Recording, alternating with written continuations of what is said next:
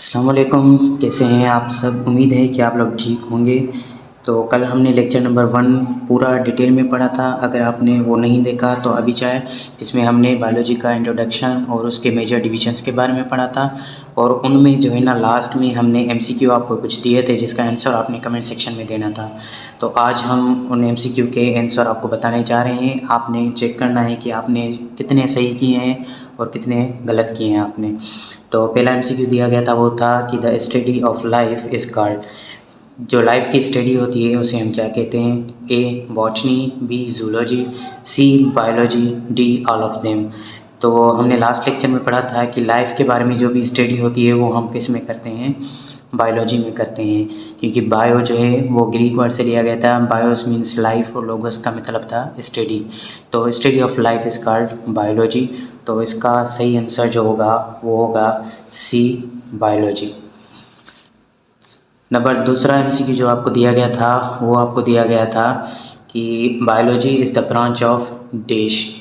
Biology जो है वो किसकी ब्रांच है। A natural science, B physical science, C chemical science, D none of this.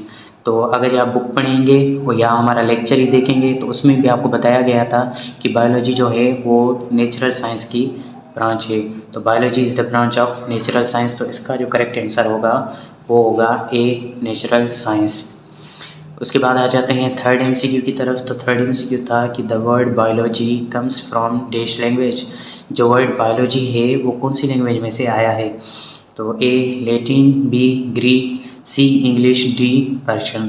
तो बायोलॉजी जो है वो बी ग्रीक लैंग्वेज का वर्ड है। ग्रीक वर्ड में से आया था, ग्रीक लैंग्वेज में से।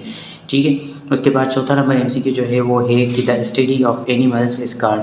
अब आपको पता है कि हमने जो है ना बायोलॉजी के 3 मेजर डिविजन्स पढ़े थे, बॉटनी, जूलॉजी और माइक्रोबायोलॉजी। तो जो एनिमल के बारे में जो भी स्टडी थी वो हम करते थे जूलॉजी में। तो ऑप्शन में दिए गए हैं ए बॉटनी। तो बॉटनी में तो हम प्लांट्स के बारे में पढ़ते हैं, तो ये आंसर नहीं होगा। सी में दिया गया है बायोलॉजी। बायोलॉजी में जो है ना, बायोलॉजी की मेजर डिवीजन तो है लेकिन इसमें खास एनिमल्स के बारे में पूछा गया है, तो इसका आंसर बायोलॉजी नहीं होगा, आग भी नहीं होगा। तो हमारे पास जो करेक्ट आंसर होगा एसएमसीक्यू का वो होगा बी जूलॉजी। एनिमल्स के बारे में जो भी स्टडी होती है वो हम करते हैं जूलॉजी में। एमसीक्यू नंबर 5 में आपको पूछा गया है कि the study of plants is called. तो प्लांट के बारे में जो भी स्टडी होती है वो हम किस में करते हैं। A botany, B zoology, C biology, D all. तो अभी मैंने ऊपर आपको बताया कि प्लांट के बारे में जो स्टडी होती है वो हम बॉटनी में करते हैं। तो इसका करेक्ट आंसर क्या हो जाएगा, ए बॉटनी। बॉटनी में जो है हम प्लांट के बारे में पढ़ते हैं। उसके बाद छठा नंबर एमसीक्यू आपके पास जो है वो है कि the study of microscopic organisms is called. जो भी माइक्रोस्कोपिक ऑर्गेनिजम्स के बारे में हम स्टडी करते हैं वो हम किस में करते हैं। A botany, B zoology, C biology, D microbiology.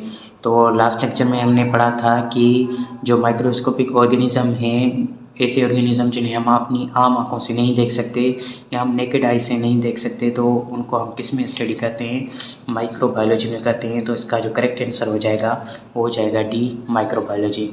अब आपने एग्जामिन करना है कि आपने लेक्चर सुनने के बाद इनमें से कितने एमसीक्यू सही किए थे, और आप यहाँ से चेक भी कर सकते हैं जो करेक्ट आंसर हैं वो कौन से हैं।